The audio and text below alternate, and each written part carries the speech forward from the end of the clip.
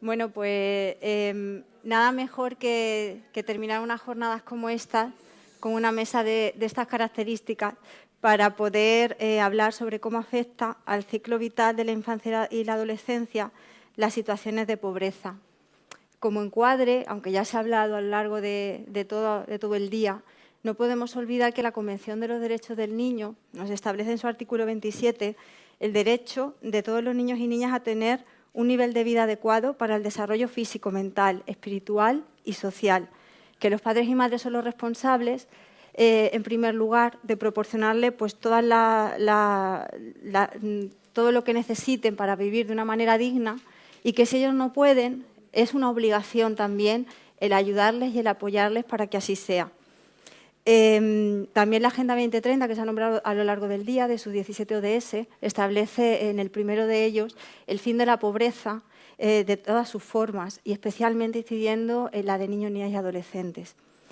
Por otra parte, también es importante en el encuadre de esta mesa, como decía esta mañana Clara Martínez, en esa arquitectura que se ha hecho en la protección jurídica de la infancia y la adolescencia en España. El artículo 18 dice expresamente que la situación de pobreza de los progenitores, tutores o guardadores no podrá ser tenida en cuenta de ningún modo para declarar una situación de desamparo, lo mismo que tampoco se puede separar a ningún niño o niña por el hecho de que tenga una discapacidad, él o sus progenitores.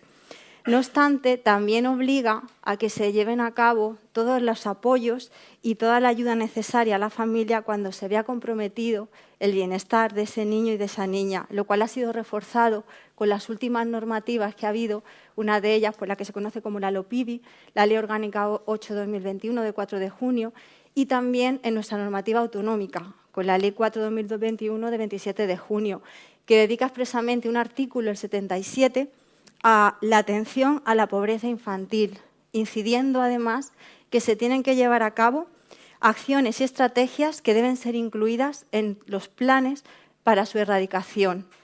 Y yo añadiría en estos planes, incluyendo la evaluación, como se ha comentado hoy a lo largo del día, y que tendrá máxima prioridad como un objetivo preferente en instituciones y organismos como es la Defensoría de la Infancia y de la Adolescencia, el Consejo Asesor de Niños, Niñas y Adolescentes o la Comisión Parlamentaria para la Protección de la Infancia y de la Adolescencia.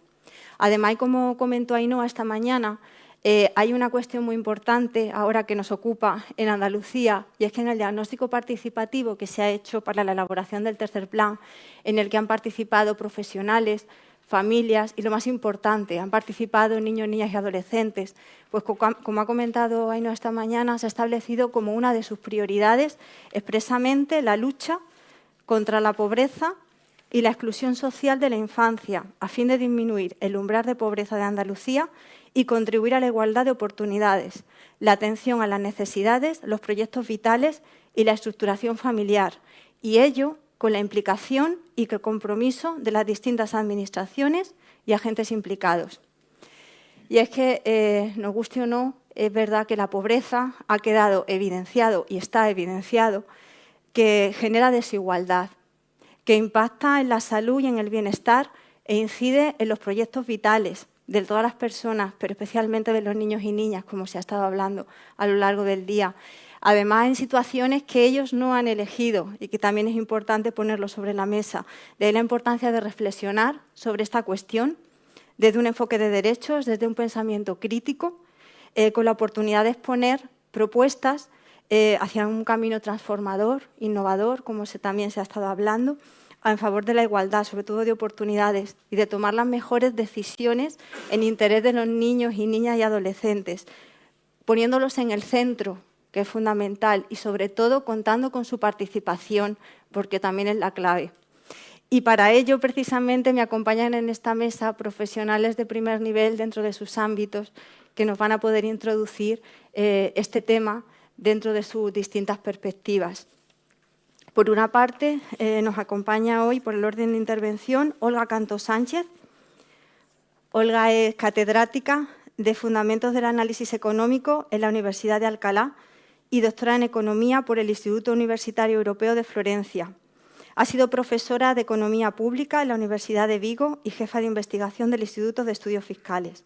Sus principales líneas de trabajo Se centran en la medición del bienestar, la dinámica de rentas, la desigualdad y la pobreza en países ricos, la transmisión intergeneracional de oportunidades y los efectos redistributivos de las políticas públicas. Sus trabajos se han publicado en revistas tanto nacionales como internacionales de reconocido prestigio y también en multitud de informes y libros.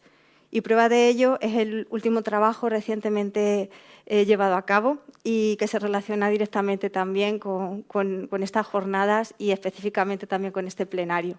Muchísimas gracias, Olga. Te paso la palabra. Muy bien, muchas gracias. No sé si se me oye. ¿Se me oye? ¿Sí? ¿Ahora? Pues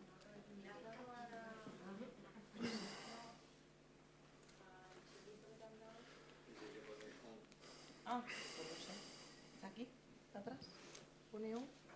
Está encendido, pero... No lo sé. Sí, pone on, ¿no? No sé. ¿No se oye? No sé, no se oye. Ay, Si hablas se te oye bien. Sí, ¿verdad? así sí está Yo es que puesto. la voz la tengo... Vale. No sé si es que no se oye. Tengo voz potente, sí. Ahora.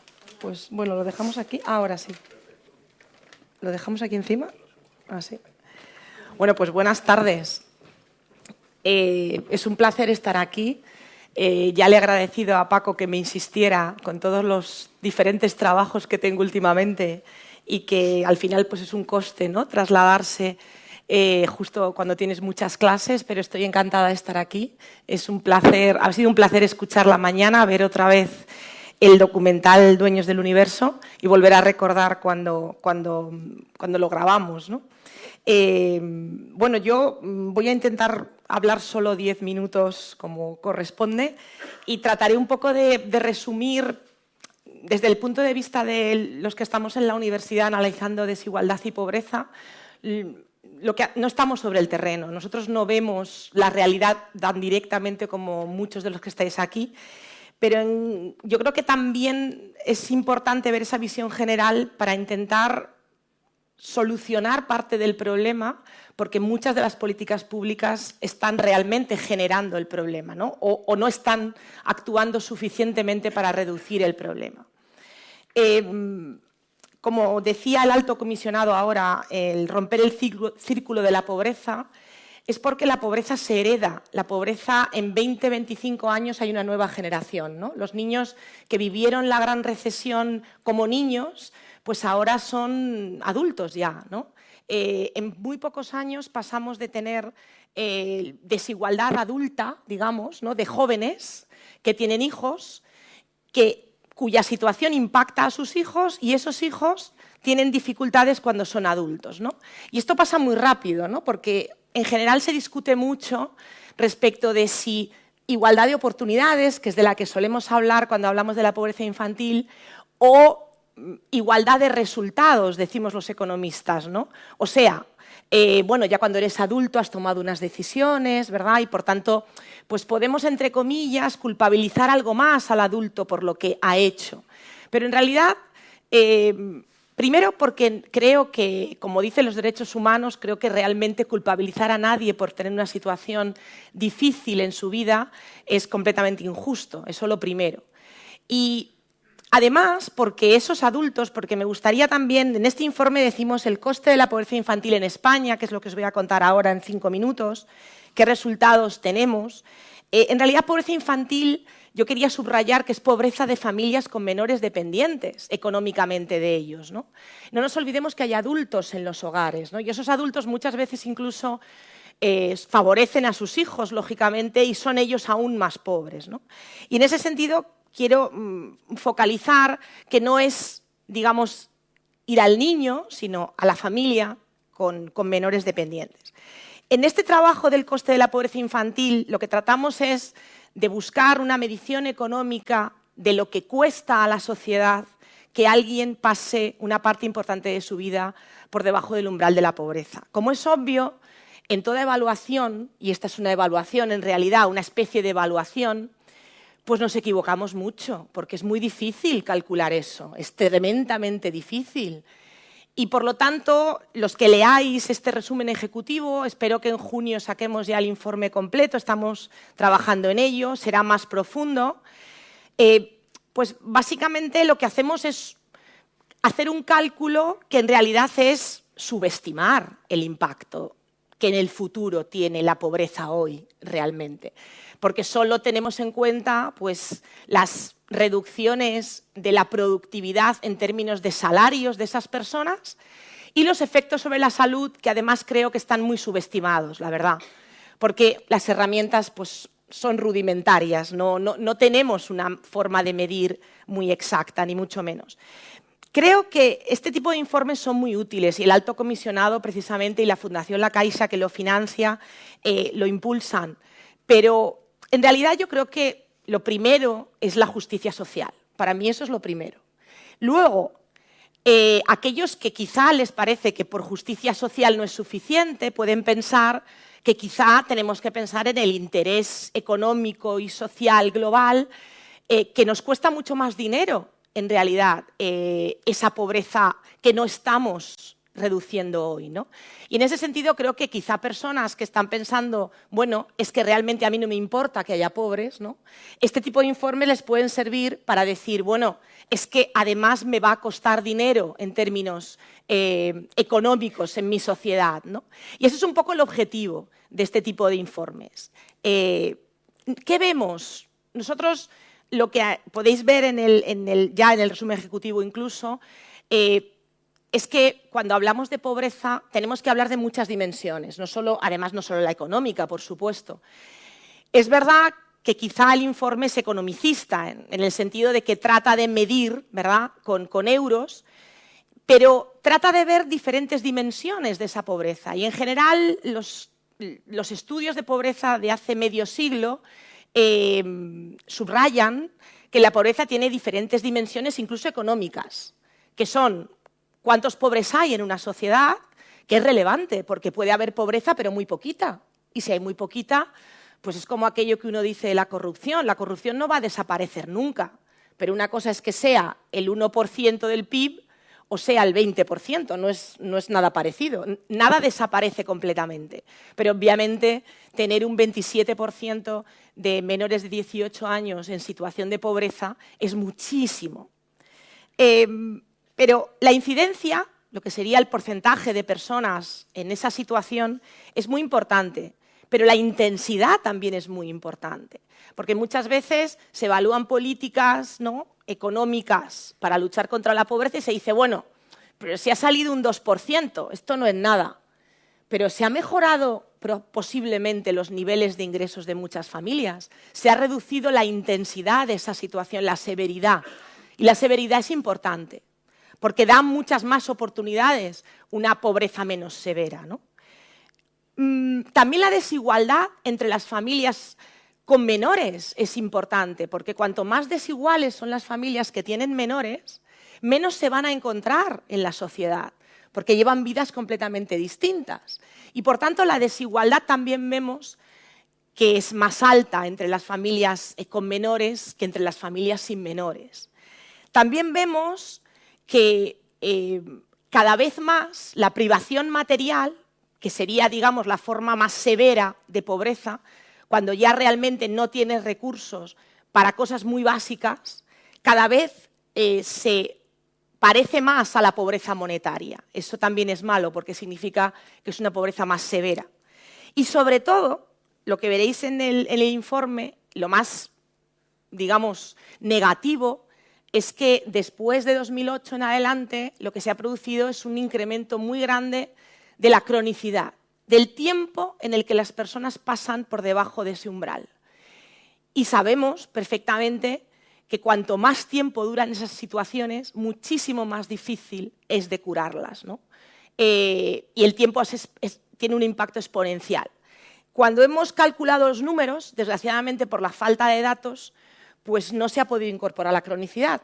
No sabemos de esos niños que se le calcula cuánto hubieran ganado si no hubieran sido pobres de pequeños, pues no se tiene en cuenta quiénes eran más crónicos y quiénes no, porque no tenemos datos para ello, ¿vale?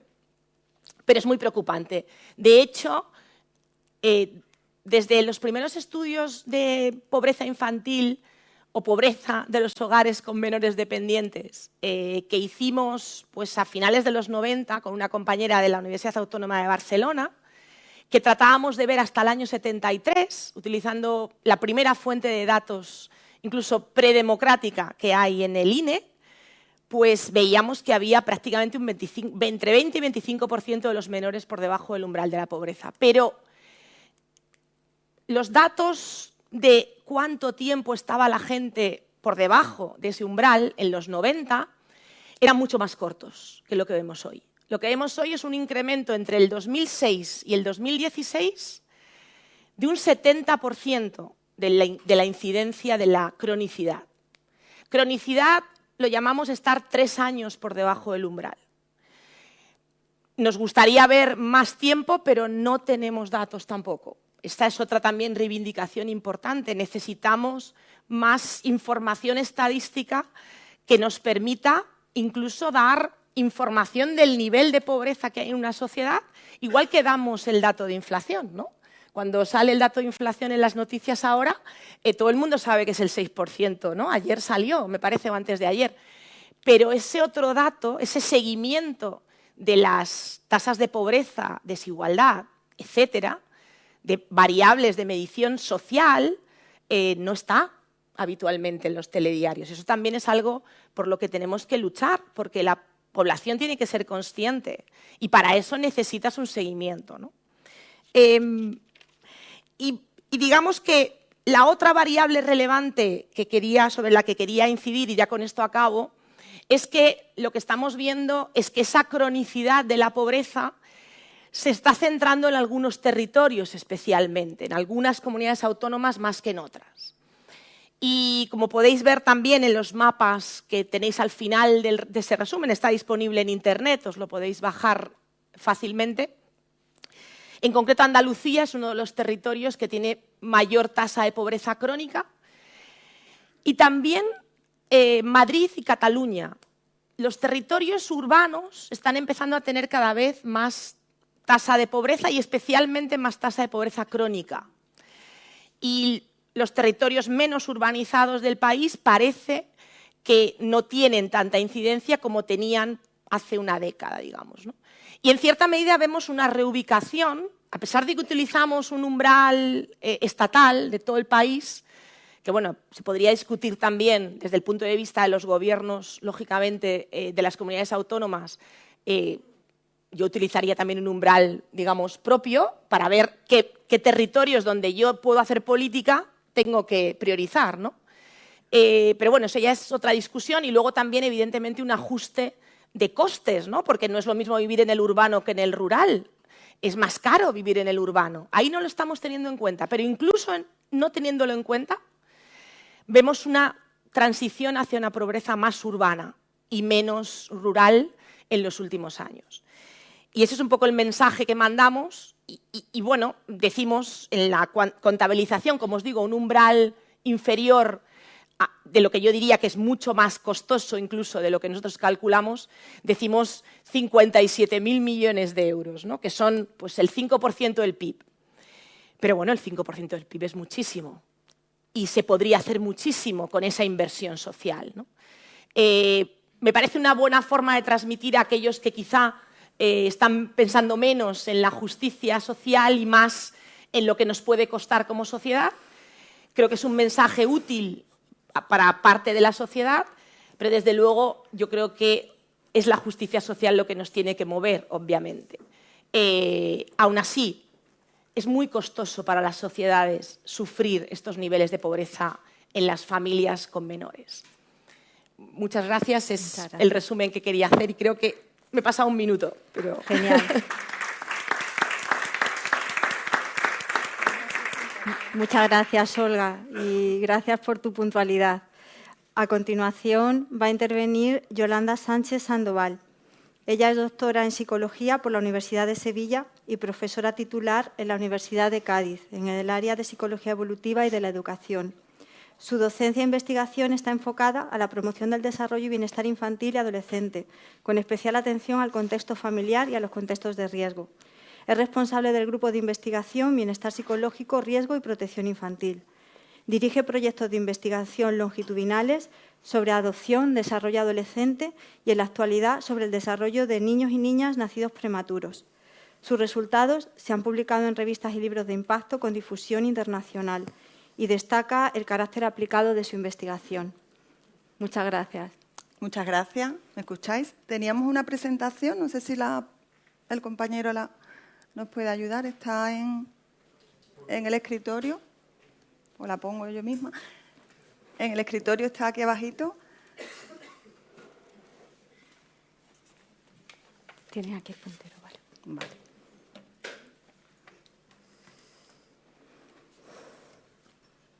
Está aquí abajo a la derecha, Yolanda. ¿Te ayudo? Para no perder tiempo. Esa.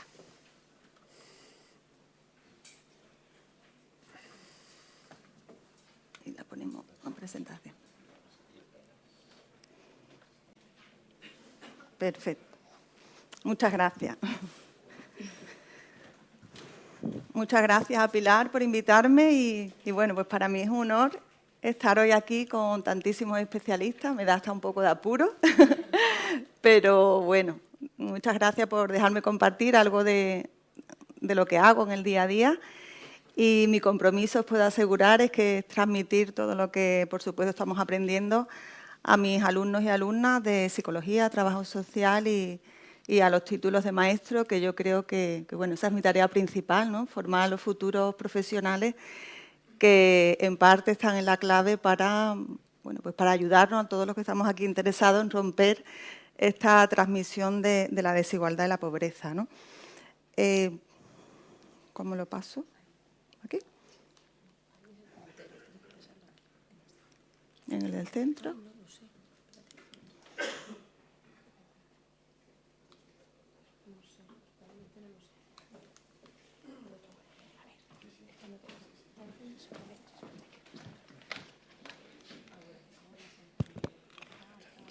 Para pasar para adelante, un puntero y vale. para atrás. Gracias. Disculpa, con el poco tiempo que tenemos, ¿no? Bueno, fundamentalmente hoy, como excusa de nuestro encuentro, pues he traído algunas de las investigaciones últimas que estamos realizando y que bueno, pues nos sirva para seguir pensando y un poco para que sepáis cómo trabajamos en la universidad y cómo, cuando llegamos a conseguir algo de financiación, porque para otro tipo de investigación sí hay dinero, pero para la nuestra en el plano social, pues estaréis de acuerdo conmigo, es muy difícil que los políticos o nosotros mismos, ¿verdad?, sintamos que es una necesidad. Bueno, los dos últimos proyectos son estos que tenéis aquí. Realmente han sido colaboraciones con otros compañeros de Latinoamérica. El primero es un proyecto que iniciamos en el 19 en Valparaíso, Chile, sobre prevención de conducta de riesgo en adolescentes. En principio solo era chileno, ahora os contaré por qué son españoles, pero la verdad es que son gaditanos, los españoles son todos gaditanos, en contextos pues, muy vulnerados. Son contextos donde la pobreza es uno de los problemas que tiene, una pobreza extrema, pero sí que hay pues, muchísima violencia y bueno, pues muchísimos otros problemas.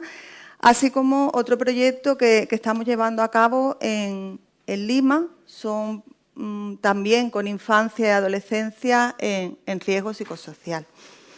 El punto de partida de todos estos trabajos es, en principio, aunque ya veréis que no, es la adolescencia. He seleccionado un poco este contenido, ya que en esta mesa estábamos hablando de ciclo vital, ¿no? La importancia de la adolescencia, la importancia por muchos motivos. Uno de ellos es la dificultad que los adultos, las personas adultas nos acercamos a ellos, dada la cantidad de cambios en todos los planos, ¿no? Físico, cognitivo, social, emocional, que están teniendo, pero sobre todo cómo es posible, de la mano de esta construcción de identidad y de la mayor asunción de retos, es posible que se inicie una mayor incidencia de conductas de riesgo, ¿no? Entonces, bueno, pues en estos proyectos con Latinoamérica pues coincidimos en esto, como pues hay muchas conductas de riesgo sexuales, conductas de riesgo en consumo, conductas de riesgo relacionadas con la violencia y en parte, bueno, pues como aún es muchísimo más, la incidencia es muchísimo mayor en niños que proceden de contextos pues muy desfavorecidos como estos en los que estamos trabajando, ¿no? Si todo ello no fuera por sí mismo importante, pues tengamos en cuenta la continuidad del desarrollo, como sabemos que las dificultades que ya hoy manifiestan son fruto, efectos, repercusión de probablemente hoy hemos estado hablando de las experiencias adversas tempranas, por ejemplo, ¿no? o de la procedencia o las características familiares, así como es importante, porque sabemos en psicología del desarrollo que el bienestar adolescente va a ser un importante predictor del bienestar adulto y el malestar del malestar adulto. Así que, dada la gravedad, dada la gran incidencia de estas conductas de riesgo, especialmente en poblaciones de contexto desfavorecido, pues nos surge aplicar políticas y programas de intervención no tanto a lo mejor dirigidos a los adolescentes que ya presentan estas conductas, sino orientados a la prevención desde los primeros años de escolaridad, sobre todo fundamentalmente a familias, pero nosotros hemos trabajado más con situaciones en que las familias estaban menos disponibles. Son papás y mamás que están muchos en la cárcel, son niños de la calle y que tenemos pues el contexto escolar donde todos van, ¿no? ¿Por qué surge?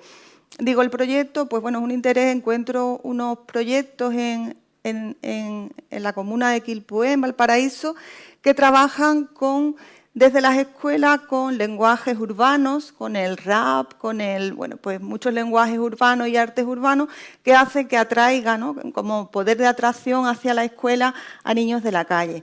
Entonces, bueno, pues estos programas que los lleva la organización Evalútiles, contactamos yo por mi parte para aprender de ellos y ya pues en un quid pro quo pues me piden un poco que colabore en la evaluación, que también hoy hemos hablado de ella, ¿verdad? En la evaluación del programa, en el impacto que realmente este programa tiene en los niños, niñas y adolescentes que por él pasan en estas escuelas. El diseño era fantástico, como veis aquí, pensábamos en el 19 y de hecho lo empezamos con un grupo de intervención y un grupo de comparación, pues evaluar en escuelas que ya estaban seleccionadas con las características similares el impacto de este programa. Recogemos el pretest en el 2009 y que han pasado estos años, pues en primer lugar en junio del 2019, en julio del 2019, pues hay importantes huelgas estudiantiles y de profesorado, se cierran las escuelas muchos días allí en Valparaíso, después recordáis que fue el estallido social. En diciembre prácticamente pues las escuelas estaban cerradas. Os pongo ahí algunos datos, que aunque no sea tanto el caso, sí lo es, ¿no? Si la escuela es importante en cualquier contexto, lo es muchísimo más e imprescindible en niños que provienen de familias vulnerables. Estos niños en este año terminan con 60 días de clases perdidas en colegios vulnerables. Pensábamos que eso ya iba a terminar y que en el 2020 íbamos a poder volver a ir a Valparaíso, pero ya sabéis lo que pasó en 2020. Llega el coronavirus, se cierran las escuelas totalmente, de manera que el proyecto inicial pues se queda así.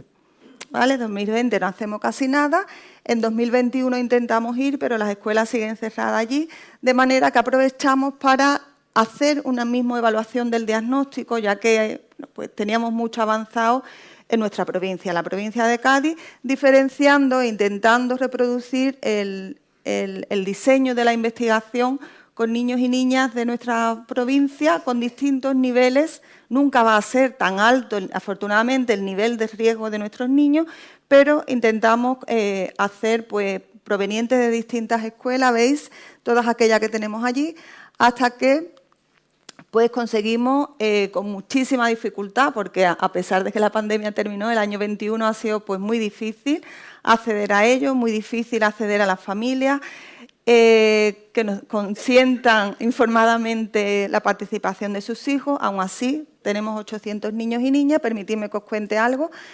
Veis que son, bueno, pues desde los 9 a los 12 años. ¿Cómo vamos de tiempo? 3 minutos. Y, bueno, intentamos reproducir el diseño. ¿Qué vemos? Estos datos son solo de Chile.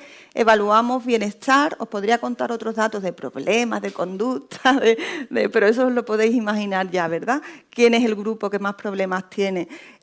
Nos hemos centrado en aspectos positivos de calidad de vida, de bienestar y, bueno, pues corroboramos que nuestros niños, los de Quilpué, que están en un contexto muchísimo más desfavorecido, pues tienen informados por ellos mismos un nivel de bienestar inferior a los otros grupos. Esto que os presento ahí es una de las variables, pero las conclusiones son muy parecidas. En cuanto al estado general de salud, es verdad que nuestros preadolescentes y adolescentes se encuentran relativamente bien. La valoración que ellos hacen de su salud en esta primera figura que tenéis es bastante positiva. La gráfica que tenéis abajo es cómo va disminuyendo y cayendo a medida que van pasando los años. Esto es algo generalizado. Entre los 9 y los 16 años, los niños se sienten menos sanos, se sienten menos felices, se sienten menos confianza en sí mismos, ¿no? Y la última gráfica que tenéis allí se comparan los 3 niveles, los 3 grupos, ¿no? Un grupo de riesgo alto, que eran los de Quilpué, otro de riesgo medio, que son niños de zonas de transformación social, de zonas ERACI, de aquí de nuestra provincia, y niños de colegio, no digo que no tengan riesgos en su familia, pero que al menos no provienen de esa zona. Ahora estamos ya haciendo el análisis intra dentro de cada grupo, ¿no? Pues ahí, como veis, siempre va a ser, ¿no? Un poco corrobora la idea de que a mayor riesgo, pues los índices de desarrollo positivo pues son inferiores. Esto ocurre igual con autoestima, con la confianza que tienen consigo mismos, en general es positiva. Yo creo que esto es muy importante, la valoración que ellos hacen es muy positiva, disminuye con la edad y es inferior en los grupos de mayor riesgo. Igual ocurre en satisfacción vital. Por dar una pincelada de género, siempre va a ser una percepción más negativa en las chicas que en los chicos. Y dejadme solo hablar de esta variable que son expectativas de futuro. Estoy intentando, en distintas muestras que tenemos, intentar entender el papel de las expectativas de futuro en el desarrollo. Entiendo que estaríamos de acuerdo que si tú crees en tu futuro, si tú esperas cosas positivas de tu futuro, sabemos, ¿no?, que probablemente tú también pongas esfuerzo en conseguirlas. Y al contrario, la desesperanza, si tú piensas que no vas a conseguir nada, que tu futuro es muy negativo, probablemente tú también, ¿no?, pongas menos empeño en conseguirlo. Estamos viendo que estas expectativas futuras de los adolescentes, tan fundamentales para que ellos inviertan recursos personales en su propio futuro, pues igual es una variable positiva que correlaciona con todas las demás, que decrece con la edad en estos grupos y en muchos otros que he estudiado y que es más negativa en conductas de riesgo. Os he contado datos muy simples, estos datos, disculpad la simpleza de ellos. Estamos elaborando unos modelos complejos que integren todas estas variables. Aquí os presento un modelo de ecuaciones estructurales que incluye... Me está mandando callar mi teléfono. Que incluye, veis, expectativas futuras, no solo en el plano académico, porque aquí solo estamos hablando del plano laboral, del plano económico, pero también es importante que los niños y las niñas se imaginen a ellos mismos felices en el tiempo, se imaginen a ellos mismos con una familia, con un bienestar, además, si es posible, con un buen trabajo, con una buena casa, pero tampoco tendríamos que centrarnos en eso, porque si no el niño que fracasa académicamente en primero, en segundo de primaria, su perspectiva de futuro es de ser un fracasado. Entonces, bueno, esto hablaremos otro día. Termino. Pero pensad que en las expectativas futuras, es verdad, sabemos que interviene la edad, es una variable evolutiva, disminuye con el tiempo, influye, veis aquí, el riesgo alto, me voy a levantar un poco, Las variables contextuales están el riesgo alto, a mayor riesgo, menores expectativas futuras, pero también hemos sido capaces de encontrar factores protectores. Entre ellos no nos vamos a quedar con los problemas. ¿Cómo hacemos que las expectativas mejoren? Vemos que aquellos niños que sienten que tienen un apoyo familiar, un apoyo de iguales, un apoyo de otros significativos, están construyendo unas expectativas de futuro más positivas. Por lo tanto, estamos metiendo variables contextuales de riesgo y de protección, pero también variables personales, recursos personales, como son la confianza en sí mismo, la autoestima, la satisfacción vital, que nosotros, como educadores, como psicólogos, podemos intervenir en ellas, podemos ayudarles a mejorar, ayudarles a sentirse más seguros o a construir contextos en los que se sientan más seguros. De manera, digo, quería presentaros, esta es la línea en la que estamos trabajando para intentar construir o romper, que no sea la única variable que interviene, la del riesgo alto. Muchas gracias. Muchas gracias.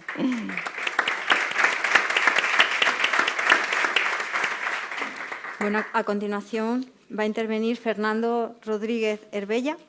Es periodista y ha trabajado en diversos medios de comunicación en Andalucía y departamentos de comunicación de diversas entidades y ONGs. En el ámbito de la cooperación ha ocupado puestos relacionados con la comunicación en distintas entidades. Desde 2008 es el delegado de la entidad EDUCO en Andalucía y forma parte del área de investigación e incidencia de esta entidad. En Andalucía, además de coordinar distintos proyectos de educación, acción social e investigación, EDUCO forma parte de distintas redes como la Plataforma de Organizaciones de Infancia, la Coordinadora Andaluza de ONGs o la Asociación Sevillana de ONGs. Y para estas jornadas pues también indicar la importancia de la investigación que han llevado a cabo sobre luces y sombras en el bienestar, la percepción de los niños y niñas. Muchas gracias, Fernando. ¿Se puede poner la presentación? Sí. No. Espera, que se han ido. Bueno. Aquí le digo que aquí no. Supongo que estaría en el escritorio, ¿no? Espérate, vamos para allá un momentito. Creo que lo puso ahí la compañera, ¿no? Será en el escape. Percep o algo así, creo que se llama. Para tenerlo de fondo. Este de ahí, presentación, ese de ahí.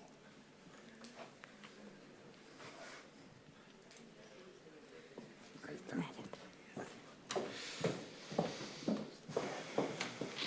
Pues muchas gracias, Pilar, y muchas gracias a todas los que estáis aquí, al Foro Profesional de Infancia, por el trabajo que realiza. Enhorabuena, como siempre, por el gran trabajo que realizáis.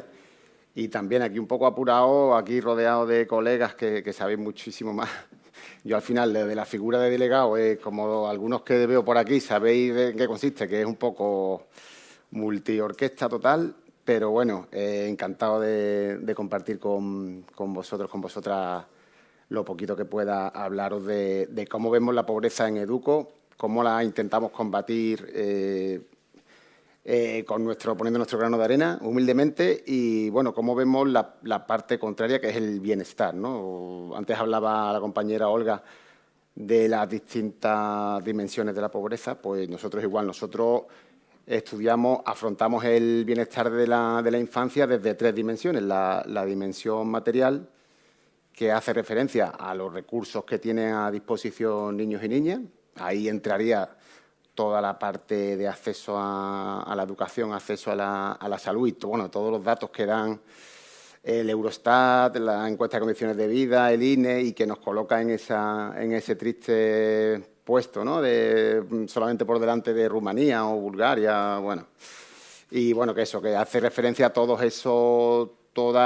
ese acceso a la tasa AROPE, ¿no? que mide la posibilidad incluso de irte de vacaciones al menos una semana al año, la posibilidad de comer carne, pollo, pescado al menos cada 2 días o sus equivalentes energéticos, un montón de datos que ahí entendemos que existen oficinas que nos proveen esa información, ¿no?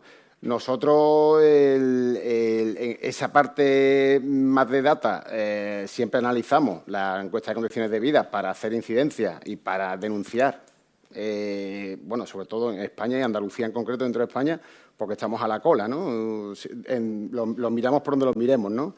Los barrios con peores condiciones de vida están en Andalucía, en Sevilla creo que, no sé, del ranking también siempre está el Polígono Sur y la zona de Madre de Dios ahí ocupando los primeros puestos y bueno, ahí está la realidad, ¿no? Quien no la quiera ver, pues es problema suyo. Nosotros seguimos insistiendo en que ahí está, ¿no?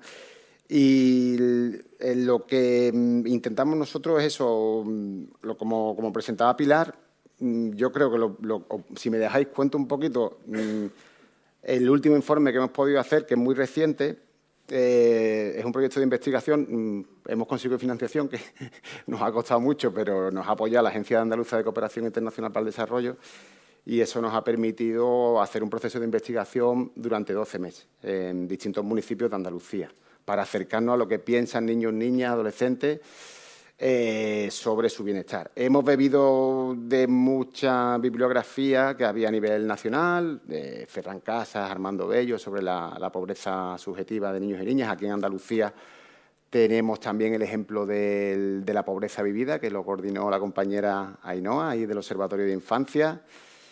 También la Universidad Pablo de Olavide, Lina Gálvez y Lucía del Moral han intentado ahondar mucho en lo que es la parte subjetiva del bienestar, ¿no? Entonces, con estos orígenes, ¿no?, con esta referencia y con un informe muy reciente que habíamos hecho en Educo en América Latina, en 4 países, en Nicaragua, Guatemala, Bolivia y El Salvador, pues lo que hemos hecho para que la comparativa sea lo más fiel posible, hemos conseguido casi la misma muestra, 193 niños, niñas, adolescentes y personas adultas de referencia aquí en Andalucía, con los 190 que participaron en la consulta en América Latina. Hemos utilizado la misma metodología de acercarnos a niños, niñas y adolescentes, o sea, según el grupo de edad, nos hemos acercado a ellos adaptándonos a sus edades, y con el apoyo de la Universidad de La Paz, del Instituto de Investigaciones en Ciencias del Comportamiento, que ellos habían también llevado a cabo, apoyado el proyecto allí en América Latina. Entonces, aquí hemos contado que con el apoyo de 5 entidades sociales que trabajan en zonas de pobreza, con niños en riesgo de pobreza y exclusión, aquí en Sevilla, en Sevilla con Entre Amigos en el Polígono Sur, con Sevilla Coge en la zona de Macarena Norte y El Cerezo, con Málaga Coge también hemos estado, la asociación Almanjayar en Familia, en el barrio de Almanjayar, y en Córdoba, en Montilla, con la Fundación Social Universal, y aparte con un colegio público en Marchena. Hemos intentado, gracias a estas entidades, nos han permitido acercarnos de forma muy directa, muy cercana a los chavales, ¿no?, a las chavalas, para que nos contaran cómo perciben ellos esos obstáculos o esas cosas que facilitan o dificultan su bienestar. Bueno, eso, esta forma de ponerlos a ellos como protagonistas lo hemos tenido durante todo el proceso. Voy a seguir aquí un poco para adelante. Vale. Y, bueno, las nuevas líneas incorporadas respecto al informe de referencia que os decía en América Latina, pues evidentemente llegó, el informe ese se realizó en 2019-2020, pues aquí nos tocó meter, como no, cómo había impactado el COVID, ¿no?, en esa percepción del bienestar, ¿no?, cómo había impactado el COVID en niños y niñas, en esa imposibilidad, sobre todo las medidas de confinamiento, ¿no?, las medidas de También hemos metido una pata, porque allí en el informe de América Latina salieron ya algunas respuestas que nos dieron pistas para incidir, preguntarles a los chavales un poco más sobre la influencia del medio ambiente en su bienestar, porque habían dado pistas allí de la importancia que tiene la naturaleza y espacios verdes y contacto con el medio ambiente. Y también hemos incorporado una perspectiva de la influencia de los estereotipos de género en esa percepción del bienestar. Aquí están, bueno, las entidades que os decía antes, ¿vale?, las entidades que han participado en Andalucía, Y después con personas adultas, pues profesores, educadores sociales, madres, padres, personas de referencia en el entorno. Hemos hecho primero una primera consulta con los niños y niñas, con eso que os decía de distintas metodologías adaptadas a la edad. Con los más pequeños eran cosas más lúdicas, de dibujo, en relación a 5 derechos básicos. O sea, lo que hacemos es interrelacionar estas 3 dimensiones del bienestar, la material, la relacional y la subjetiva, con 5 derechos básicos: el derecho a la familia, derecho a la educación, a la salud, al ocio y tiempo libre y a un entorno sano y ecológicamente equilibrado. Entonces, en esa primera visita con ellos recabamos la información y ya una vez analizada esa información volvíamos al mismo sitio, pero nos dirigíamos a las personas adultas para indagar en esa diferencia, en esa brecha en la percepción de bienestar que tienen los adultos con los propios niños, ¿no? Bueno, aquí es un ejemplo, ¿no?, de lo que, bueno, de eso, de la lluvia de palabras que decían los niños cuando les preguntamos de las 3 cosas más importantes para su bienestar, ¿no? Aquí me he saltado un número. Vale. Aquí también le preguntamos eso, para llegar a lo que ellos entendían como importancia en el bienestar material.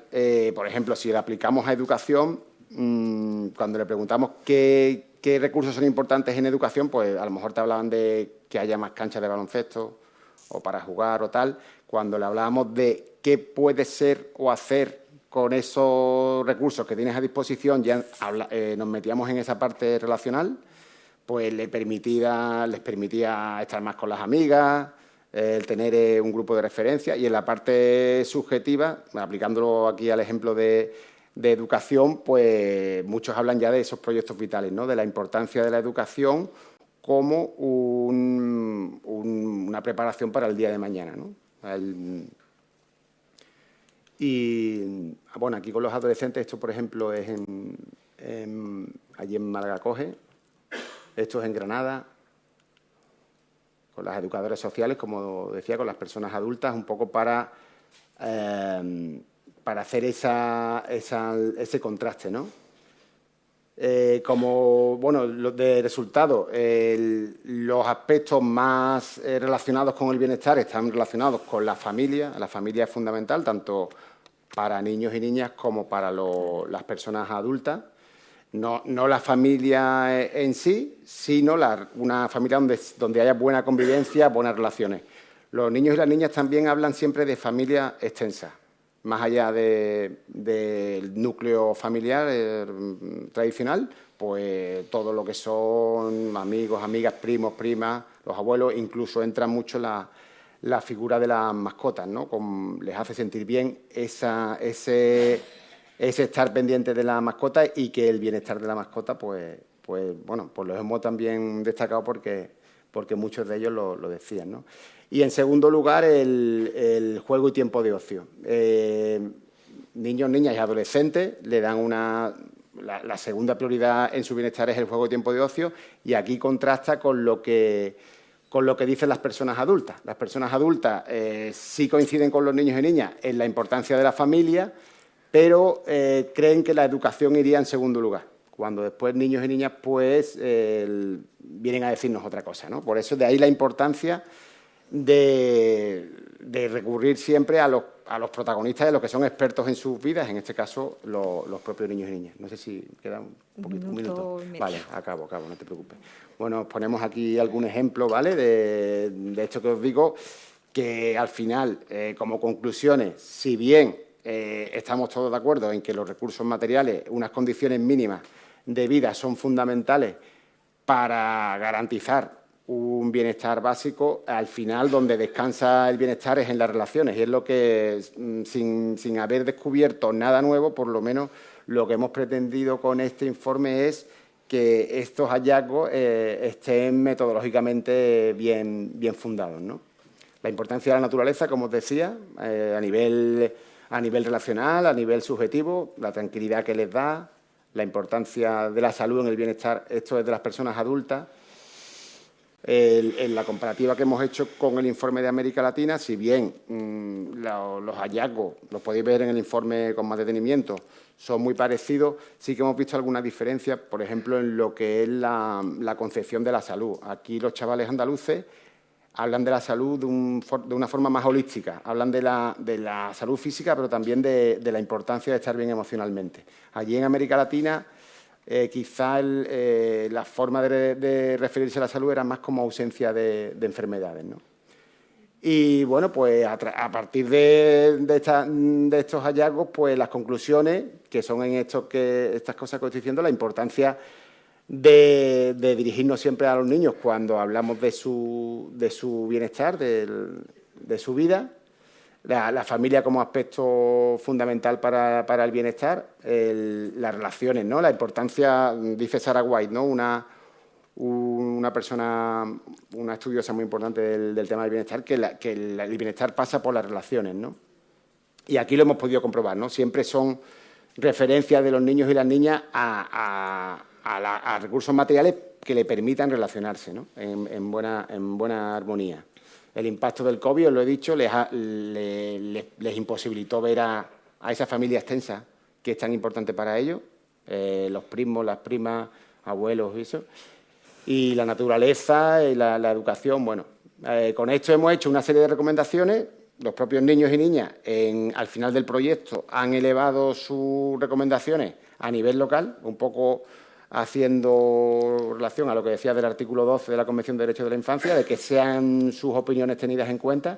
Y, bueno, ha sido un proceso en el que ellos han sido los protagonistas durante todo el proceso, y en el informe pues han visto que, de alguna forma, se ha sacado adelante también con el apoyo de medios de comunicación y de la Administración pública.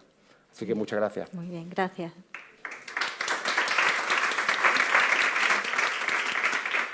Bueno, muchas gracias, Fernando. Y a continuación va a intervenir como introductora Pilar Galindo Báez. Es diplomada en Trabajo Social por la Universidad Pablo de Olavide, cuenta con experiencia en el trabajo con la infancia, adolescencia y juventud, vinculada a los centros juveniles de las Salesenas en Sevilla, donde desde muy joven empieza a intervenir como animadora sociocultural. Empieza su andadura profesional en el Centro Social Sor Eusebia de la Fundación Mornese, en el barrio de Su Eminencia de Sevilla, llegando a Cáritas Diocesana de Sevilla en 2007. Desde entonces ha estado formando al voluntariado y coordinando la intervención social de Cáritas parroquiales en distintas zonas de Sevilla. Y desde los últimos 6 años, coordina el Departamento de Acompañamiento a los Territorios, Formación y Voluntariado. Además, participa en el equipo de prioridad de intervención social de Cáritas Regional de Andalucía y en la Estrategia Confederal por el Derecho a la Alimentación y Vestido de Cáritas Española. Muchas gracias, Pilar. Gracias a vosotros. Buenas tardes. Bueno, pues trasciendo del ámbito académico y aterrizo en la realidad social, ¿no? Desde ahí quiero enfocar la intervención. En primer lugar, dos reflexiones en torno al foro. La primera es sobre la invisibilidad de la pobreza y el reconocer la pobreza como un fracaso de nuestro sistema, ¿no? Por eso no está en los discursos, en muchos, aquí sí, evidentemente, ¿no? Pero fuera de este ámbito es difícil defender lo que aquí estamos planteando. Entonces, agradecer los estudios, sobre todo al ámbito académico, que avalen y demuestren que esta realidad se da por una serie de consecuencias. Después, por otro lado, plantear en un sistema social individualista y que se mide el éxito desde los méritos y el esfuerzo, la situación de la pobreza infantil es una situación tremendamente injusta y una situación que genera sufrimiento. Eso también nos cuestiona. Por otro lado, empieza a hablar de Cáritas. El imaginario colectivo de Cáritas nos sitúa en una intervención asistencialista de dar respuesta desde claves demanda-respuesta, que es una realidad y ahora la abordaré.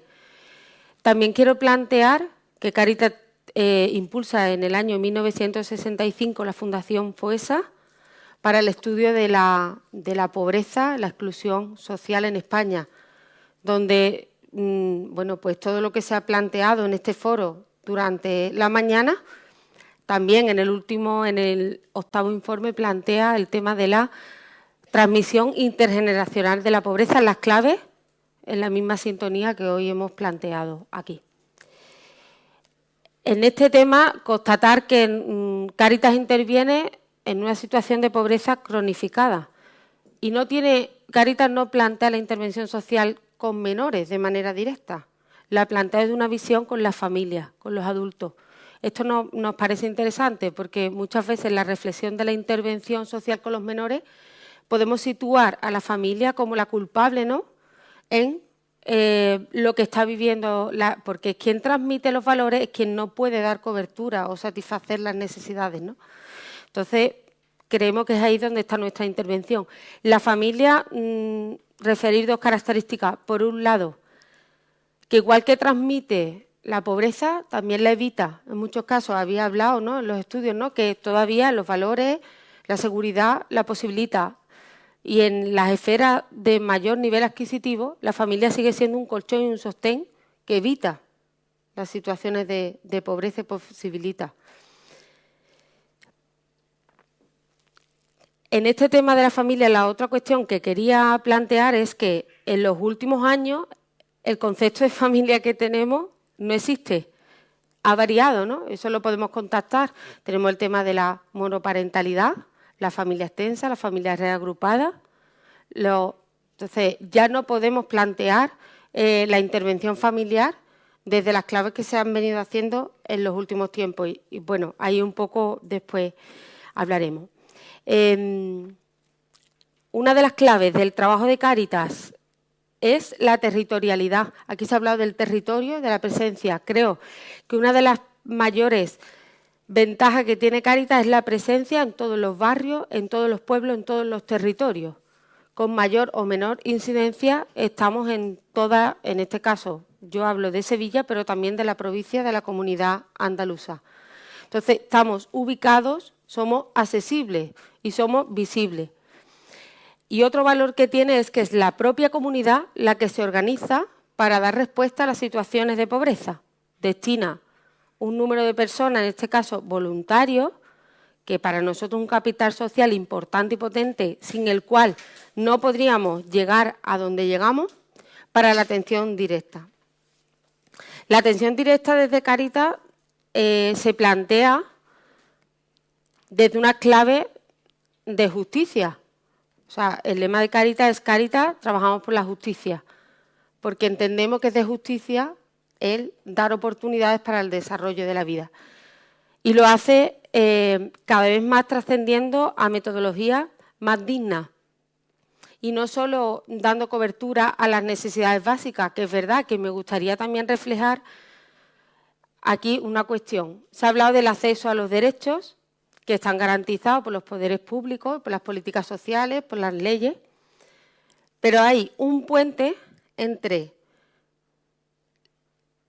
los requisitos que la persona necesita hasta que puede garantizar el ejercicio de su derecho. Y ahí es donde entramos el tercer sector, ¿no?, donde entra Cáritas concretamente. La persona puede ejercer su derecho a la educación, pero si no cuenta con el material escolar o con los recursos necesarios para el transporte, no podrá ejercerlo, ¿no? Igualmente nos pasa con el derecho a la salud, el tema de la cobertura de vacunas, de gafas, de salud bucodental. Nos encontramos muchas veces ese desfase, ¿no? Y se ha hablado mucho del tema de la salud mental. En la realidad de pobreza, el tema de la salud mental es algo que nos preocupa porque en contextos de inseguridad, la ansiedad, el estrés, por dar cobertura, imposibilita que haya una salud buena, ¿no? Aparte de también, eso por el lado de los adultos, en el lado de la infancia, de las primeras etapas, que también los pediatras habéis comentado en el foro, la atención temprana, ¿no?, a patología, el tema de la alimentación, de los hábitos de cuidado, inciden en el desarrollo posterior, ¿no?, de la infancia. Y ahí Cáritas cuida el tema de la atención psicológica, el tema de proveer de los recursos necesarios para dar cobertura a esa realidad. El rostro de la pobreza es de una mujer migrante con cargas familiares, con problemas de conciliación y que no cuenta con las herramientas suficientes para proveer de ingresos a su familia. La persona que llama a la puerta de Cáritas para solicitar ayuda tiene rostro de mujer. Igualmente, el rostro del voluntario de Cáritas mayoritariamente es el rostro de la mujer. Nosotros contamos en Sevilla con una media de 3.200 voluntarios, de los cuales más de 2.000 son mujeres. En Andalucía podemos extrapolar datos similares en el resto de las provincias. Bueno, las Cáritas parroquiales, los equipos que trabajan desde las comunidades de base, no se centran solo en la cobertura de las necesidades directas, que entendemos que la asistencia es necesaria, sino que intentan generar procesos de trabajo con la persona que vayan más allá de una cobertura, sino de una prestación de servicio. Y en esta clave sí hay en zonas donde se ponen en marcha proyectos de atención a la infancia, de manera más concreta. Normalmente pivotan como en dos ámbitos de intervención. En todo lo que tiene que ver con el refuerzo escolar, que en los ámbitos de sus casas no se lo pueden proveer porque las viviendas no son adecuadas, no hay espacio, los padres están ausentes o no es un valor que se trabaje. Y por otro lado, todo lo que tiene que ver, que me parece interesante, y el ocio, la cultura del ocio, del tiempo libre y del deporte, como también plataforma de desarrollo, ¿no?, de la infancia. Muchas veces en Cáritas siempre estamos en esa reflexión de si tenemos que proveer de los servicios necesarios o si tenemos que generar condiciones y proyectos de prestación de servicios, ¿no? Que nosotros lo vivimos como complementarios, pero cada vez más nos estamos situando en la prestación de servicios que generen condiciones y oportunidades para las personas, ¿no?, para el desarrollo de las personas. Todo este trabajo que estoy planteando en ningún caso quiere eximir de responsabilidad a la Administración pública. Siempre nos vivimos de manera subsidiaria a los servicios sociales comunitarios y a la garantía de derechos al que tienen acceso las personas que acompañamos.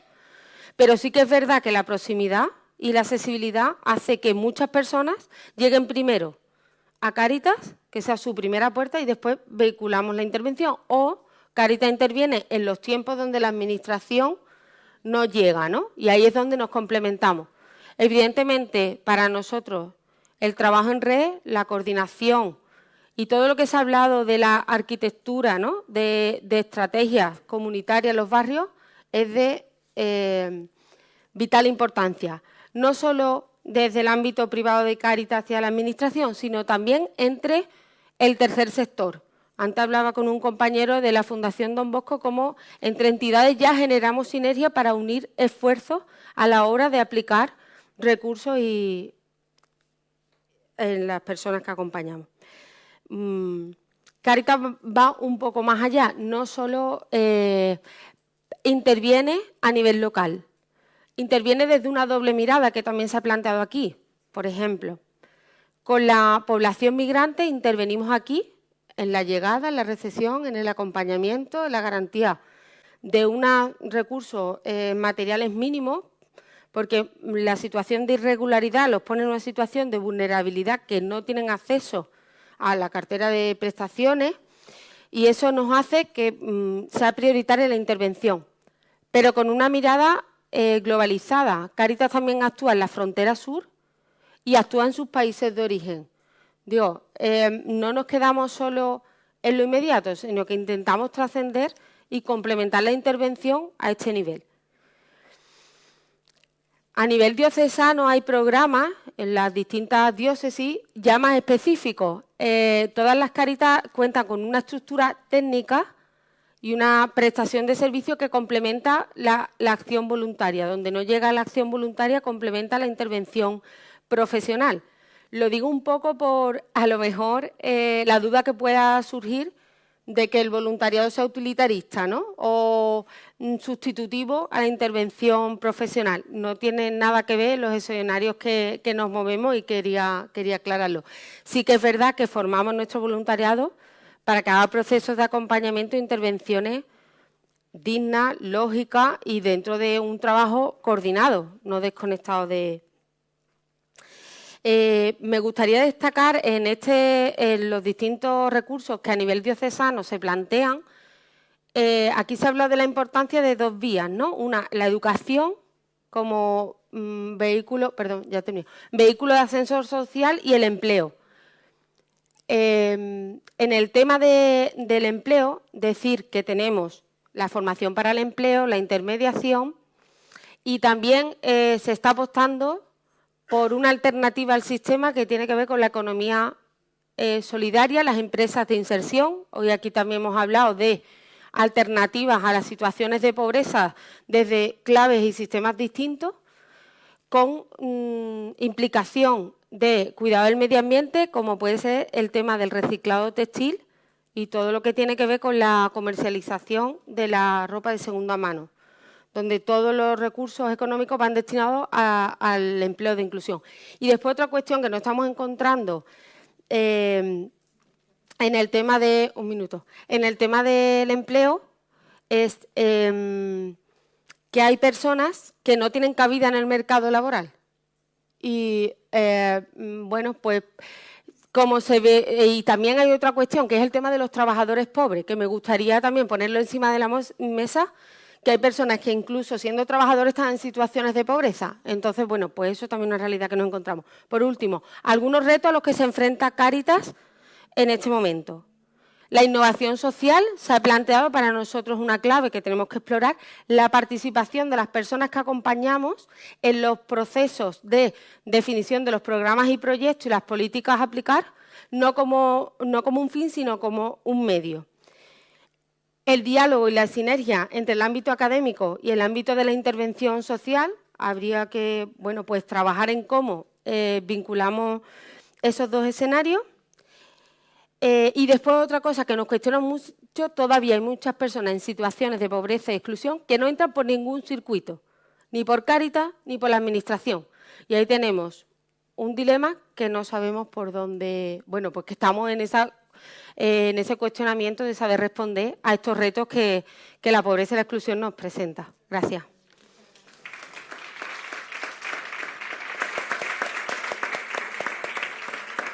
Muchas gracias, Pilar. Efectivamente, como has comentado, ahí quedan retos todavía y una adaptación a las necesidades reales que tenemos ahora mismo encima de la mesa. Muy bien, pues yo en lugar de hacer ningún resumen de ninguna de las personas que han hecho como introductores, voy a pasar ya la palabra a las personas participantes que estáis hoy aquí para que también pues tengáis vuestro momento de reflexión y de escucha.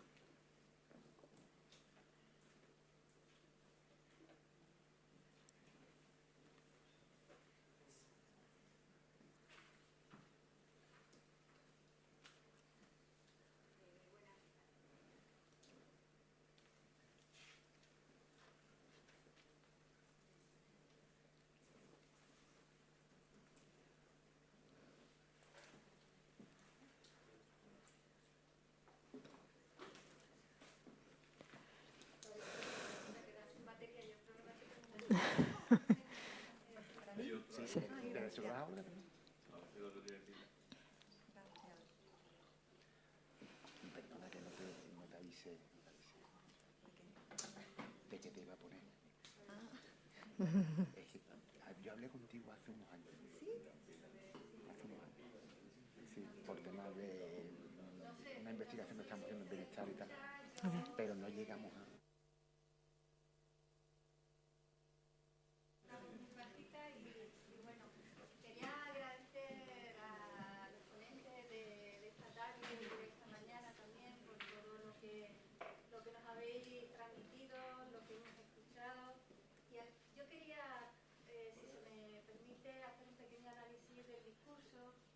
algunas expresiones que he escuchado a lo largo de la mañana y de la tarde y que me generan mucho debate, mucha reflexión y muchos conflictos, ¿no? Por ejemplo, que la pobreza sea un coste. Es algo que me choca, o cómo que la pobreza es un coste, porque eso implica cómo podemos hacer que la pobreza me cueste menos. No cómo podemos solucionar que haya menos pobres o personas pobres, sino o que la pobreza es un fracaso. Puede ser un fracaso, pero a lo mejor en muchas sociedades no hay pobres y no hay ricos. Entonces a veces no es un fracaso. También esta mañana he escuchado decir que hay mucha psicologización en los servicios, como si la psicología fuese algo negativo. Y yo lo entiendo, porque evidentemente a veces utilizamos algunos términos de la psicología y no entramos de lleno en lo que significa la psicología. Por ejemplo, también he escuchado la resiliencia, que la juventud tenemos que ser resilientes. Y si entramos un poquito de lleno en ese término de la resiliencia es la adaptación positiva a la adversidad. ¿Qué quiere decir? Que tenemos que aceptar la realidad que vivimos. Las mujeres pobres tienen que ser resilientes. Las mujeres pobres tienen que aceptar que son pobres, pero tienes que ser resiliente, tienes que aguantar. Entonces, creo que es importante un poco de entrar en el fondo de los términos que utilizamos. Otro de los términos que he escuchado esta mañana es el tema de la ley de los servicios sociales. La ley actual de los servicios sociales se supone que tiene que solucionar problemas y lo que he escuchado esta mañana está generando más problemas. Porque hay un modelo que impera en esta ley de los servicios sociales que es el modelo centrado en la persona. ¿Y cómo podemos generar un modelo centrado en la persona cuando el problema de la pobreza es multidimensional? ¿Cómo podemos generar una estructura de los servicios sociales centrado en la persona donde es la persona que tiene que estar de alguna manera ahí? Ubicamos todas las necesidades y nos convertimos en dispensadores de servicios, como han sido uno de los testimonios, ¿no? O esta ley de los servicios sociales que empieza a vender como un gran logro la creación de una historia social electrónica que simplifica los procesos. Pero ¿cómo podemos simplificar los procesos tan complejos como son el tema que nos ocupa hoy, ¿no? Y un poco entrando en esa perspectiva interdisciplinar, quiero agradecer el escuchar desde distintas voces, desde distintas perspectivas, desde distintas disciplinas, un problema tan complejo que es importante que no lo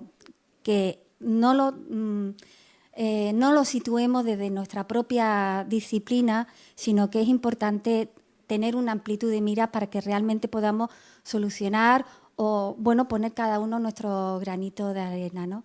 Y bueno, desde ese granito de arena, para mí, ¿cómo podemos eliminar la pobreza? Pues para mí eliminar la pobreza es no tener la necesidad de compararme con la persona que tiene menos que yo, ni de compararme con la persona que tiene más que yo.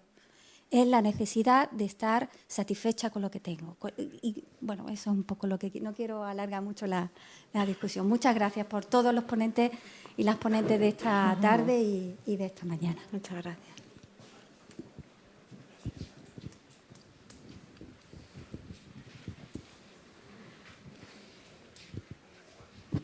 Bueno, muchas gracias, enhorabuena a todas las ponentes y al ponente. Que esta es una pregunta para Olga Cantó y mira, yo soy, un informe tuyo con Luisa Ayala de 2014 sobre un análisis de qué políticas públicas podrían ser más eficaces para reducir la pobreza infantil, que me marcó bastante y que quisiera saber cuál es tu perspectiva, porque ya ha pasado casi una década, ¿no? Y supongo que habrás avanzado en estos estudios, igual ya no te acuerdas, y no es una pregunta un poco que no es procedente, pero me gustaría que hasta qué punto son válidas esas conclusiones, qué ha pasado a nivel político, qué nuevas conclusiones tenéis en ese aspecto.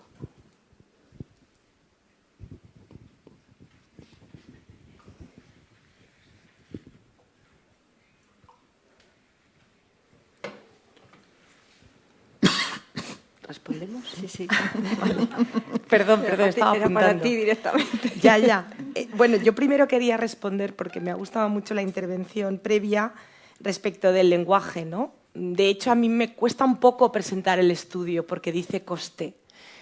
Pero, y además, entre comillas, también es un poco sospechoso que estos trabajos se hayan hecho solo en el ámbito anglosajón, ¿no? Solo lo han hecho los americanos y los británicos, pero justo ahora, en el último mes, podéis ver que la OCDE ha sacado un informe para la Unión Europea también sobre cuánto nos cuesta en el futuro tener niños pobres hoy que después serán adultos pobres. Esta es la pregunta que se hace este tipo de informes.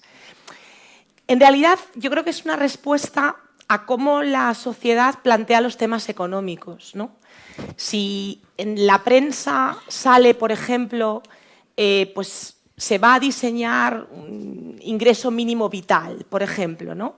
Que va a transferir 6.000 millones al 10% más pobre, ¿no? O tal o cual política, no sé, una política, digamos, como por ejemplo una transferencia para usar la gasolina o el gasoil, que fue la última que el gobierno eliminó definitivamente después, pero bueno, que ha funcionado durante un tiempo, ¿no? Entonces, cuando se hacen políticas, todo el mundo se pregunta, bueno, o reducción del IVA de los alimentos, ¿no? Que claramente no está funcionando. Bueno, por ejemplo, ¿no? Pues, ¿qué coste tiene fiscal, ¿no? Si reducimos el IVA, estamos perdiendo recaudación, ¿no? Entonces, muchas veces para visibilizar algo, quizá mucha gente no lo visibiliza cuando no hacemos nada. Es decir, si no hacemos ninguna política, pues parece que no hay ningún coste de nada. No sé si me explico.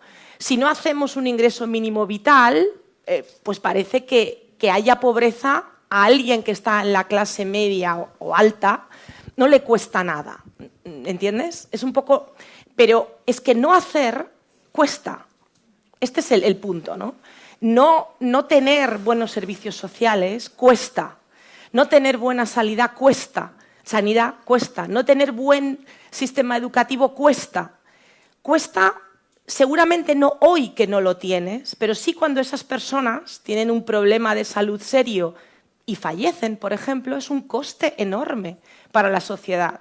O si un niño no puede acceder al máximo nivel educativo para el que él tenga capacidad, es un coste para la sociedad. Esas oportunidades son un coste a futuro.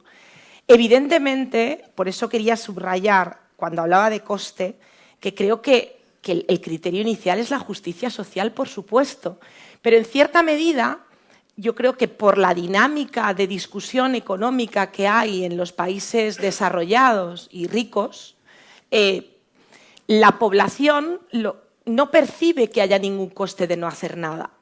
Y este tipo de estudios creo que ponen, digamos, el foco en que si no hacemos nada, esto es muy costoso. Yo creo que ese es digamos, el punto positivo.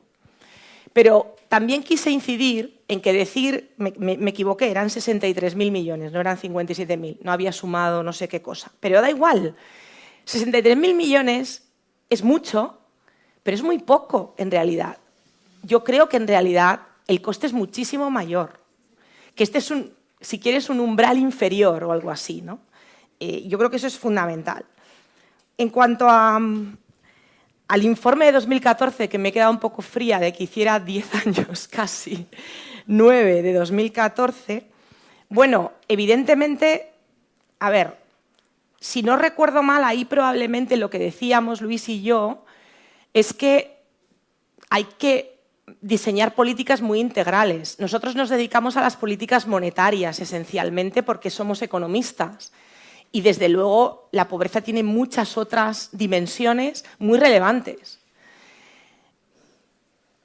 Ahora, en un país como España, las políticas de familia no han sido el centro de las políticas. No lo han sido, primero porque seguramente estaban identificadas con un régimen familista dictatorial previo y digamos que las políticas nunca se actualizaron, ¿no? La prestación por hijo existía, pero no se actualizaba, de manera que acabó siendo, pues nada, 30 euros, ¿no? Es decir, ¿entendéis?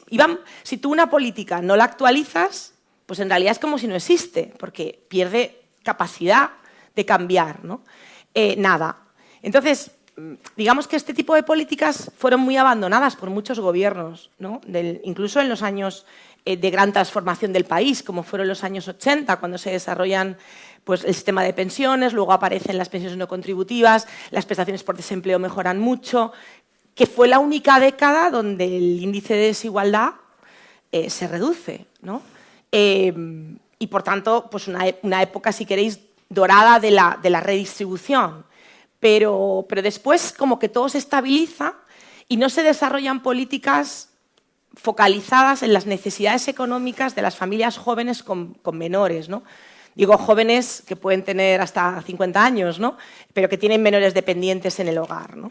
Entonces, esas políticas han estado muy abandonadas en todo el diseño de política y nosotros lo que incidimos es que los países europeos no tienen menos tasas de pobreza porque sí, o porque sean más ricos o lo hagan mejor.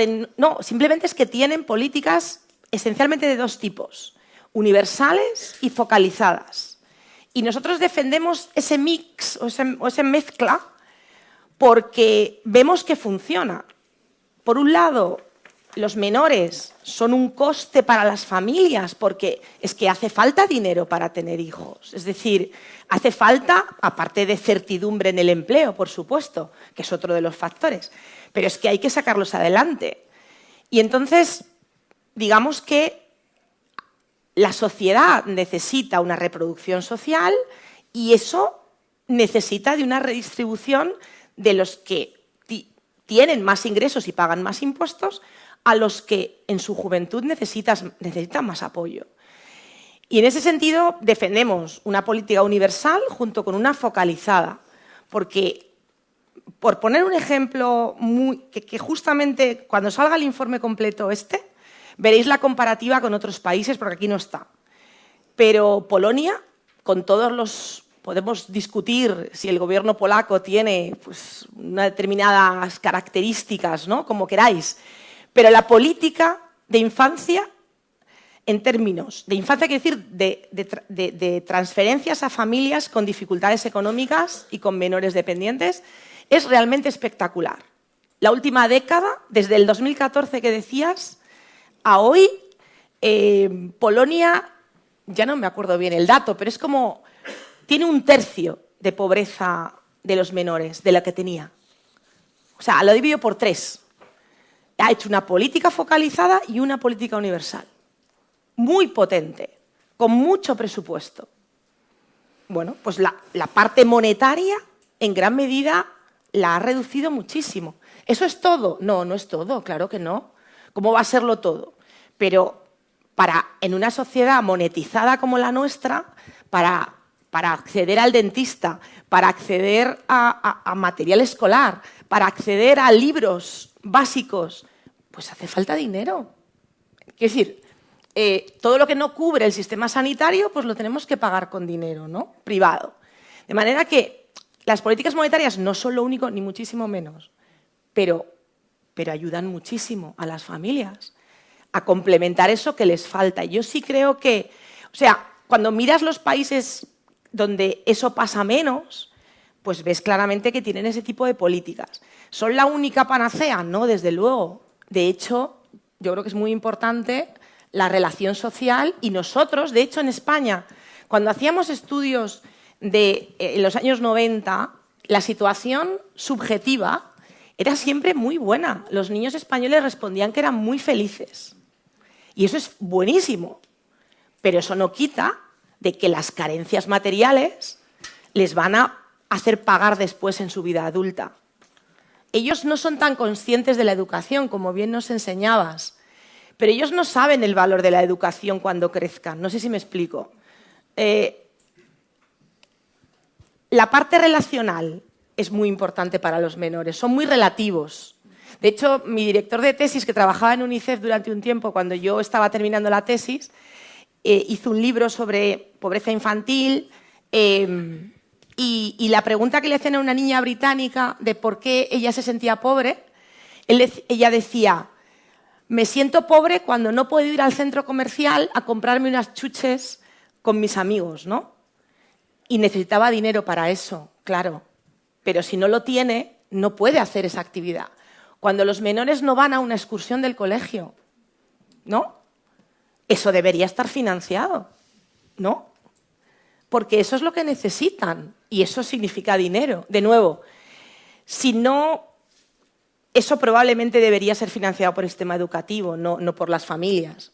Pero bueno, porque igual que financian los ordenadores del cole, pues las actividades, ¿no? Porque lo relacional es fundamental en la infancia. Y eso es lo que separa y segrega, ¿no? Porque no tienen relación con otros. Y creo que es crucial. Y desde luego, yo creo que el seguir el sentido anglosajón a mí no me gusta especialmente, porque de hecho su sistema no es nada exitoso, para nada. Ellos tuvieron una política, eso es el problema de las políticas de transferencias. El Reino Unido decidió hacer políticas de transferencias diferentes con uno de sus, ahora me parece que fue Gordon Brown, uno de sus primeros ministros laboristas, y empezó a hacerlas, las hizo, redujo la pobreza infantil y a los 5 años desapareció el programa. ¿Qué has hecho? Nada. Tienes que hacer cosas que duren, que se estabilicen en tu sistema digamos, público de prestaciones. No 5 años porque ahora me puedo gastar el dinero y después ya no. Es decir, eso no tiene mucho sentido, vamos, no tiene ninguno. Entonces, yo creo que esa revolución es un poco esa revolución de lo no contributivo, de destinar parte del presupuesto a las familias jóvenes con menores y que eso sea percibido socialmente como positivo y como forma de la reproducción social que necesitamos, ¿no? Y en ese sentido, yo creo que las políticas universales hacen reconocer a los que tienen hijos que están criando al futuro de los que van a vivir en este territorio, vamos, que pueden ser inmigrantes y ellos juntos. No es necesario que sean nacidos aquí, pero bueno, también es muy preocupante una sociedad que no se reproduce. Yo creo que eso genera, desde mi punto de vista, el hecho de que haya tan poca natalidad, por supuesto es una elección personal, pero no es aleatorio, no es porque la gente se haya vuelto muy egoísta, es porque la gente tiene muchas dificultades para mantener una familia con la incertidumbre laboral que hay, con los ingresos que se tienen, etcétera, ¿no? Entonces, pues hay que buscar tanto ese reconocimiento para toda la población, porque también es verdad que aquellos que tienen más ingresos también están colaborando con el crecimiento de las nuevas generaciones, ¿no? Y son diferentes, tienen diferentes necesidades. Igual que la gente tiene diferentes necesidades y tú haces una deducción, el impuesto sobre la renta, ¿no? Pues también yo creo que debes reconocer. De hecho, ya hay una transferencia a las familias más ricas en el impuesto sobre la renta. Tenemos una deducción por hijo, ¿no? Que se llama, ¿cómo se llama? El mínimo familiar, ¿no? Pero que en realidad eso es una deducción por tener hijos que está cobrando el más rico que declare en el IRPF, ¿no? Y en cambio no la tenemos para la cola baja, por supuesto. Ahora con el IMV sí, empezamos a tener más cosas, el complemento. Ahí está empezando a haber políticas. Ahora, también es verdad que estas políticas no están llegando suficiente. Y me estoy alargando muchísimo, perdón, me callo ya. Muchas gracias, Olga. Si os parece, un turno de palabras rápido más y ya lo dejamos, si os parece, por el tiempo que llevamos. Yo voy a invitar a Olga a que continúe porque Totalmente. es que no están llegando. Efectivamente, yo creo que esa política de transferencias no llega. Claro. ¿Por qué? Porque estamos pillados también por un sistema de procedimientos administrativos que controlan mucho e impiden que llegue la ayuda a los niños directamente y a las familias. Entonces, completa. Completo. Bueno, pues termino con eso. Si miráis el libro blanco para la reforma fiscal, lo que se propone en la introducción y en la primera parte que está el IRPF, lo que se propone es que se busque una forma para que las familias no tengan que solicitar todo este tipo de ayudas, sino que vengan por defecto. Es que si no vamos en ese sentido, será imposible gestionar, porque de hecho ya no lo pueden gestionar, necesitan que alguien lo pida. Y yo creo que ahora mismo estamos en una situación en que hay suficiente información en la administración para poder impulsar, de hecho ya el IMV entra entre los que tienen que tributar, ¿no? Para que tribute toda la población. Porque la única forma de que se puedan gestionar políticas públicas de ingresos y prestaciones de forma conjunta es que tengamos todos los datos unidos. Y por lo tanto sean por defecto, como la seguridad social. Tú te despiden y por defecto... Bueno, a lo mejor tienes que hacer algún papel, no digo que no, pero quiero decir, es algo mucho más automático. Y de esta manera tendría que ser automático, totalmente. Porque si no, no se podrán nunca hacer políticas. Esa es una propuesta que está en el libro blanco. Luego los gobiernos pues hacen lo que hacen. Por ahora no se ha hecho, pero ahora mismo la AIREF misma tiene la información para evaluar a toda la distribución. Pero, claro, lo que hace falta es que esa información sea tan detallada como para que tengamos la información fiscal y podamos pues, gestionar toda la política. Ese es el sentido que han ido todos los países que han avanzado en eso, en tener los datos. Porque es que si no declaras, ¿cómo hace el gobierno para buscarte a ti que necesitas la política? Es muy difícil. Somos 47 millones. Es que es muy, muy difícil. Pero yo creo que sí estamos preparados. Tenemos datos administrativos ya muy buenos. Y creo que eso es lo que tenemos que hacer. Si no damos ese paso, yo creo que iremos justo en retroceso. Porque la gente se desesperará, porque dirá, pero bueno, ¿qué pasa? Y porque luego tú focalizas el ingreso mínimo vital sobre el 10% más pobre, pero hay un 20, un 30% más pobre que se va a sentir muy maltratado y que es gente con unas dificultades terroríficas y que mira para abajo y dice, anda, pero si yo no recibo nada. Y eso sí que nos mata completamente. Entonces, las clases medias bajas sufrieron muchísimo durante el segundo golpe de la recesión, durante la austeridad, porque lo vemos en los datos y es que se ve. No tengo que ir yo, que ya sé que estar en la intervención te da muchísima más información, pero es que yo lo veo en los datos.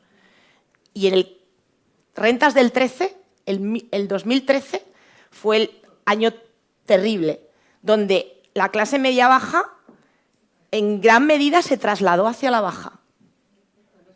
Y la recuperación no la volvió a situar, ¿vale? Entonces, lo podéis ver hay un informe de radiografía, si os interesa eso, radiografía de la desigualdad, que hice también con Luisa Ayala, que se presentó en noviembre pasado en la Fundación La Caixa.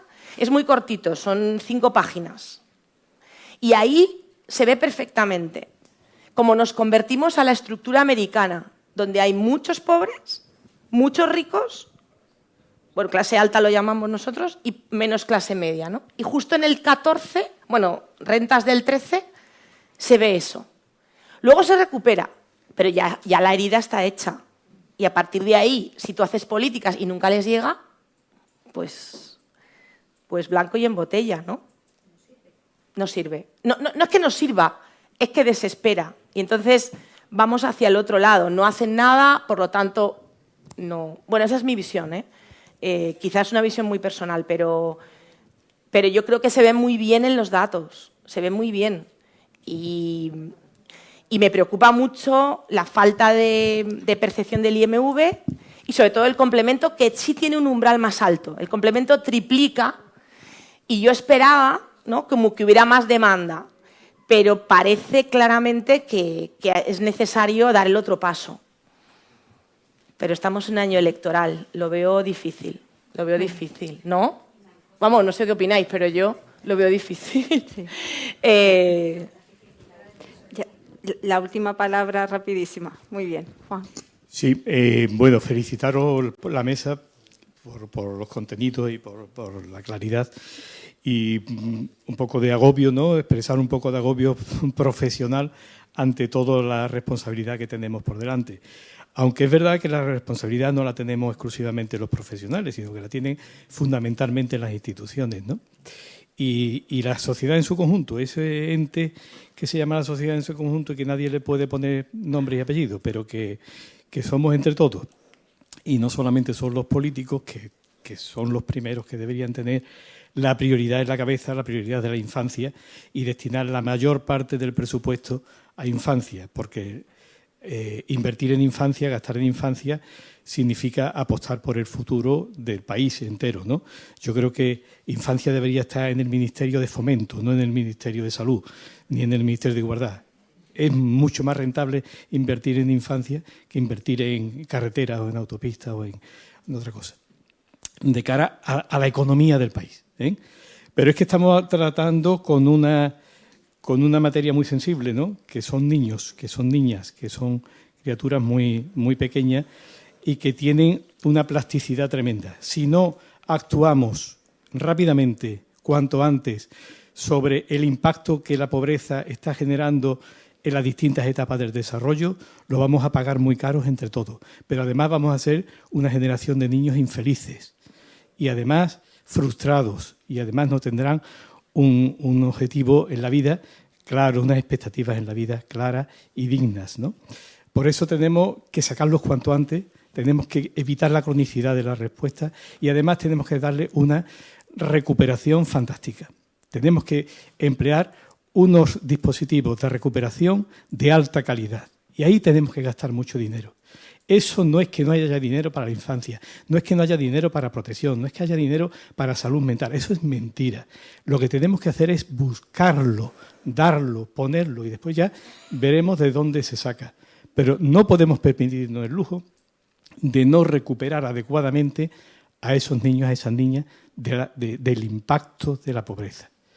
Y eso se hace con dinero y con recursos. Y se hace entre todos. No lo hacen los servicios sociales solos. No es verdad. Y no lo hacen los psicólogos solos. No es verdad. Ni los pediatras solos. No es verdad. Lo tenemos que hacer entre todos los profesionales. Y tenemos que trabajar de otra forma, de otra manera, con otros fundamentos, con otros recursos, con otras capacidades. Tenemos que organizarnos de otra manera y nos tienen que permitir salir de la consulta y nos tienen que permitir salir de la oficina y salir del ayuntamiento. Porque lo próximo que llegará será una ventanilla y ponga usted el papelito aquí. Y eso no vale para nada. Eso no vale para nada. Esta responsabilidad no debe servirnos para agobiarnos y para sentirnos muy culpables y muy mal y para no hacer nada, sino todo lo contrario, para organizarlo y para exigirlo. Tenemos que exigirlo. Y a base de exigirlo, pues yo creo que iremos consiguiendo cosas, ¿no? Y a las administraciones, pues no solamente hay que decírselo, que ya lo saben, que están muy enterados, que hay muchos informes, sino que hay que pedirle, exigirle, por todas las formas posibles, como ese. A mí lo que se me ocurre es que las organizaciones de profesionales y las organizaciones, todos los que estamos aquí, las universidades, oiga, que nos levantemos, que hagamos este manifiesto por un nuevo contrato social, pero que lo hagamos muy fuerte, porque tenemos que ser muy reivindicativos. En ese sentido, pues nos estamos jugando mucho y además estamos siendo cómplices de una injusticia tremenda.